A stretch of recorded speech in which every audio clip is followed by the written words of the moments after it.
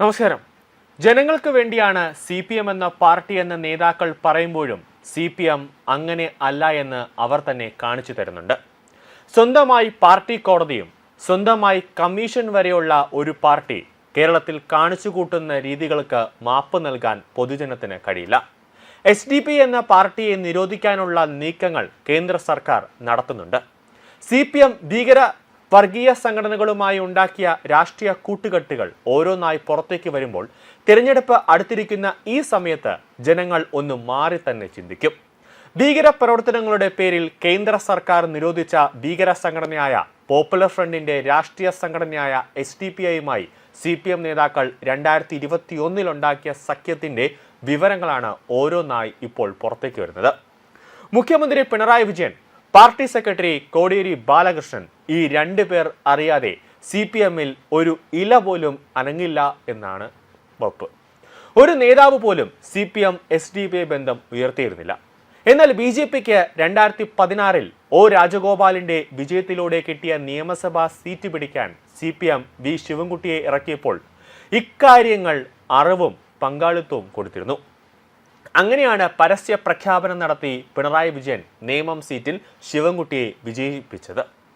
അന്ന് SDP നേതാക്കളുമായും popular front നേതാക്കളുമായും ഇടപാടുകൾ നടത്തിയത് ശിവൻകുട്ടിയായിരുന്നു. കോടിയേരി ബാലകൃഷ്ണൻ ആഭ്യന്തരമന്ത്രി സ്ഥാനത്ത് നിന്ന് ഇറങ്ങിയ ശേഷം 2015 മുതൽ തുടർച്ചയായി 2 വട്ടം 2022 വരെ CPM സംസ്ഥാന സെക്രട്ടറി ആയിരുന്നു.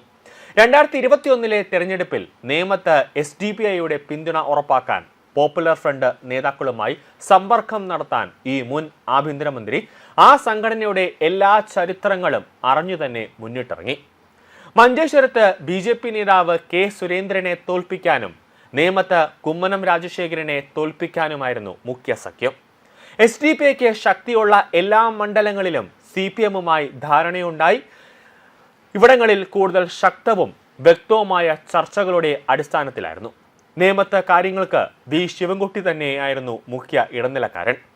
പോപ്പുലർ ഫ്രണ്ടിന്റെ നിരോധനവും SDP-യുടെ നിലപാടും അവർക്ക് UDF-നോടുള്ള ചർച്ചയും മറ്റും മനസ്സിലാക്കിയാണ് ഈ തിരഞ്ഞെടുപ്പിൽ നേമത്ത് മത്സരിക്കാനാവില്ല എന്ന് V ശിവൻകുട്ടി തുടക്കത്തിൽ പ്രഖ്യാപിച്ചത്. കഴിഞ്ഞ മന്ത്രിസ്ഥാനത്ത് SDP-യുടെ നിർബന്ധങ്ങൾക്കും അതോടൊപ്പം തന്നെ സമ്മർദ്ദങ്ങൾക്കും വഴങ്ങേണ്ടി വന്ന അവസ്ഥകളുടെ പശ്ചാത്തലത്തിൽ കൂടിയായിരുന്നു ശിവൻകുട്ടിയുടെ ഈ നിലപാട്.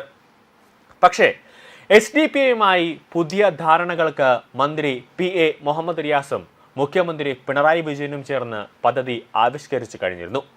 ഈ സാഹചര്യത്തിൽ ശിവൻകുട്ടി നേമത്ത് തന്നെ അല്ലെങ്കിൽ എങ്ങുമില്ല എന്ന നിലപാട് പിണറായി സ്വീകരിക്കുകയായിരുന്നുവെന്നാണ് പുറത്തുവരുന്ന വിവരങ്ങൾ സൂചിപ്പിക്കുന്നത്. പോപ്പുലർ ഫ്രണ്ട് ഓഫ് ഇന്ത്യയുടെ നിരോധനത്തിന് ശേഷം ആ ഭീകര സംഘടനയോട് സർക്കാർ കാണിച്ച ഉദാര നിലപാടും മൃദുല സമീപനവും 2021 തുടങ്ങിയ ധാരണകൾ പ്രകാരമായിരുന്നു. സർക്കാർ സമസ്തയുടെ സമ്മർദ്ദത്തിന് വഴങ്ങിയെന്ന പേരിലും മുസ്ലിം ലീഗിനെ വശത്താക്കാൻ എന്ന പേരിലും നടത്തിക്കൊണ്ടിരുന്ന മതവർഗീയ പീഡനങ്ങളും അനുകൂല നടപടികളും വാസ്തവത്തിൽ SDP-യായി പോപ്പുലർ ഫ്രണ്ട് ധാരണകളുടെ പശ്ചാത്തലത്തിലായിരുന്നു. ധാരണകളിലെ വീഴ്ചയോ അതിൽ നിന്നുള്ള പിന്നാക്കം പോക്കോ കൊണ്ടാണ് 2023 മെയ് മാസം SDP-യുടെ ജനവഞ്ചനയുടെ 2 വർഷങ്ങൾ എന്ന പേരിൽ പിണറായി സർക്കാരിനെതിരെ പ്രക്ഷോഭങ്ങൾ SDP-യെ സംഘടിപ്പിച്ചത്. SDP-യെ ഇത്രയെല്ലാമായിരുന്നിട്ടും പിണറായി വിജയൻ തള്ളിപ്പറയാൻ തയ്യാറാകാത്തതും അതുകൊണ്ട് തന്നെയാണ്. SDP-ഐ നേതാക്കൾ തുറന്നു പറഞ്ഞാൽ അതോടെ പിണറായി വിജയന്റെ എല്ലാ രാഷ്ട്രീയ കള്ളക്കളികളും തുറന്നു കാട്ടപ്പെടുമെന്നതാണ് പ്രധാനപ്പെട്ട കാര്യം. അതോടെ നേമത്ത് എന്നേക്കുമായി CPM സ്ഥാനാർത്ഥി കൈവിട്ടുന്ന, അതായത് SDP നേതാക്കൾ കൈവിട്ടു പോകുന്ന ഒരവസ്ഥയുണ്ടാകും.